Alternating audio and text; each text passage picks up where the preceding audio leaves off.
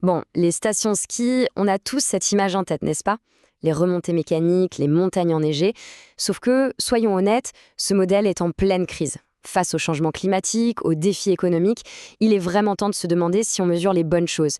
Et si finalement il fallait tout repenser. Parce qu'au fond, la question, ce n'est peut-être plus de savoir si une remontée mécanique est rentable. Non.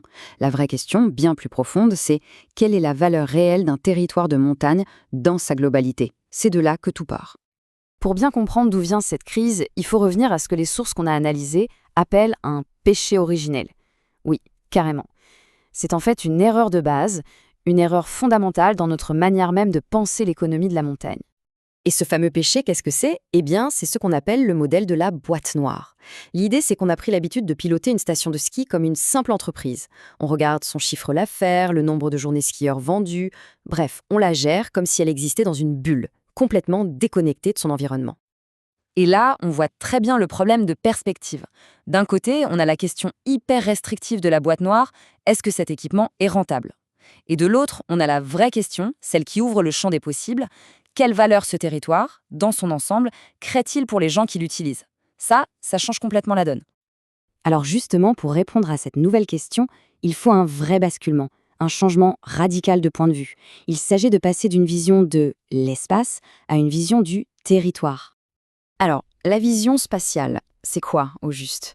En gros, c'est la vision un peu simpliste, un peu froide. La station, c'est juste un équipement, un point sur une carte. On réfléchit en kilomètres pour y accéder, en coût de transport, en nombre de lits. C'est une vision très technique, très mécanique. Et maintenant, à l'opposé, on a la vision territoriale. Et là, la différence est énorme. On ne voit plus juste un équipement, non. On voit un véritable système vivant. Un réseau d'acteurs avec des agriculteurs, des hôteliers, des élus, des habitants. Tous ces gens sont liés, ils partagent des règles, une culture. C'est infiniment plus riche. Cette citation, elle tape en plein dans le mille. Elle résume parfaitement le problème. Quand on analyse une station comme une simple entreprise, on se trompe d'outil. C'est un peu comme demander à un marteau de visser une vis. On demande à la station de justifier toute seule une valeur qu'en réalité, par définition, elle ne peut pas créer seule.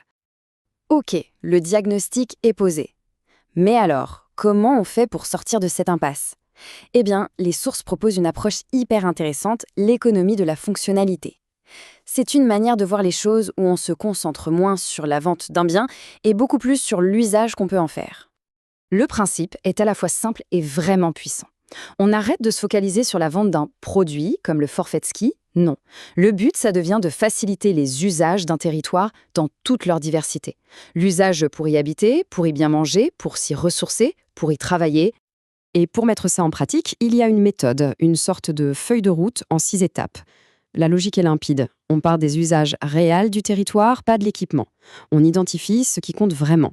À partir de là, on reconstruit la notion de valeur et on intègre tout ce qu'on ignorait avant, comme l'impact social ou environnemental.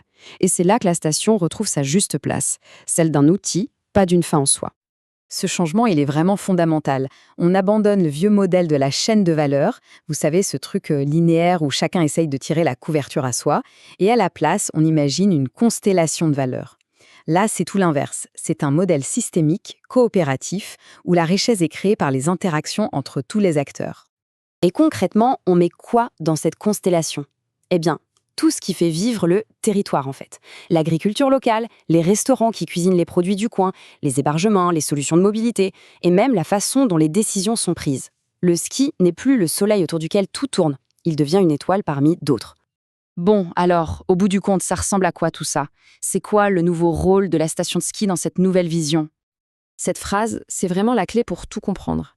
Le but, ce n'est surtout pas de fermer les stations, de les abandonner. Non, le but, c'est d'arrêter de tout mesurer à travers leur seul prisme. C'est une véritable libération en fait, bien plus qu'un abandon. Et voilà l'idée finale, la métaphore qui résume parfaitement ce changement de paradigme. La station n'est plus l'horizon, l'objectif ultime qu'il faut atteindre à tout prix. Non. Elle devient ce qu'elle aurait toujours dû être, un instrument, un outil au service d'un projet de territoire bien plus vaste et surtout bien plus résilient. On va se quitter là-dessus, avec cette question qui, je pense, mérite d'être posée. Et si, finalement, repenser la montagne, c'était aussi simple que ça? Si c'était juste changer d'indicateur, arrêter de focaliser sur le thermomètre de la seule station pour enfin prendre le pouls du territoire tout entier.